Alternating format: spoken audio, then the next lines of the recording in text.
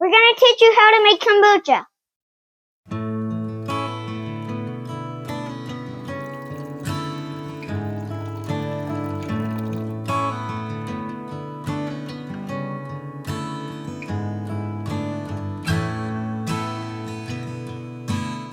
Did you know that kombucha is filled with probiotics? And it's good for your tummy.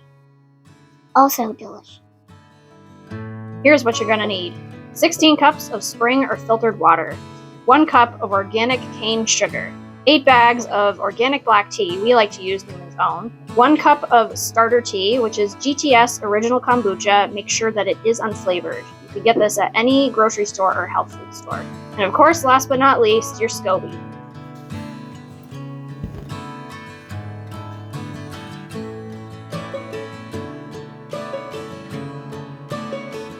Bring water to a boil in a large pot.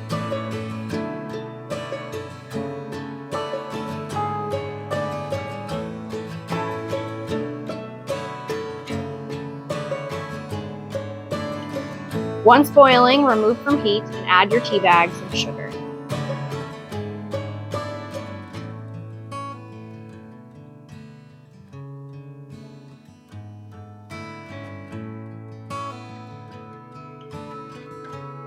Stir and let sit for 10 to 15 minutes.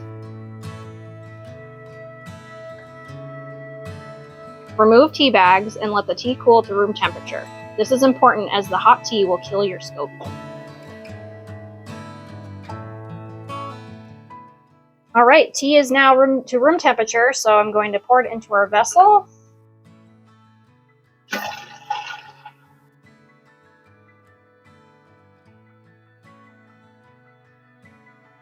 Try not to spill it everywhere. And we're going to put our SCOBYs back in there.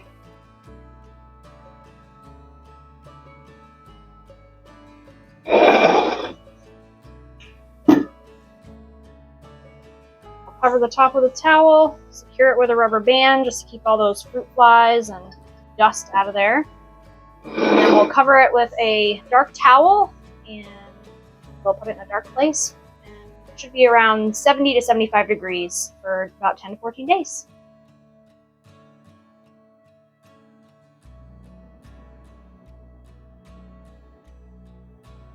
It's been about 10 to 14 days. We have taste tested our kombucha and it is definitely ready to go. So now I'm going to take the SCOBY out and we're going to bottle it up.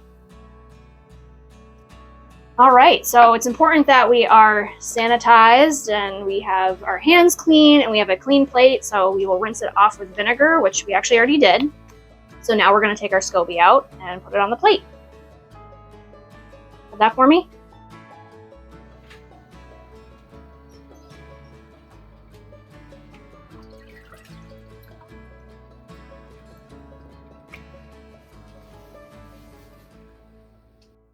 Now that our SCOBY is out, we're going to stir up the kombucha. You do not want to use a metal spoon. You want to make sure that you have wooden spoons or else you will kill the bacteria from the metal in your kombucha. So we're going to stir it up and get all that good stuff from the bottom so that way the probiotics are all mixed in and it will be nice and tasty. All right, we are now ready to bottle our kombucha. Just like everything else, we want to make sure it is clean and sanitized, so we have rinsed our bottles with hot water and vinegar, and also our brewing siphon. We like to use a brewing siphon instead of the spigot, just because it's a little bit easier, doesn't make as much of a mess. All right, buddy, are you ready to put the tube in the bottle? Go ahead. Good job. Right, it's going to start filling up.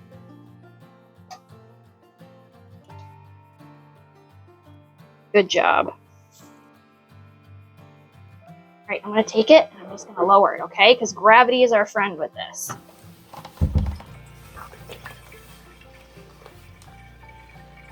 So we're going to lower the bottle so that way gravity works with us and fills the bottle up. And we're going to fill it to about the base of the neck. Because if we want to do a second ferment, that is where the space we'll need to fill it up. For a continuous brew, we are going to leave a cup of the kombucha in the bottom of the vessel, and then you will just repeat the process. After you've bottled your kombucha, you can just put it in the refrigerator and refrigerate it, but if you want to add a little bit of flavor and fizz, you can add in some pureed fruit or some fresh herbs. We decided today to try blueberry, so that's what I'm going to put in right now.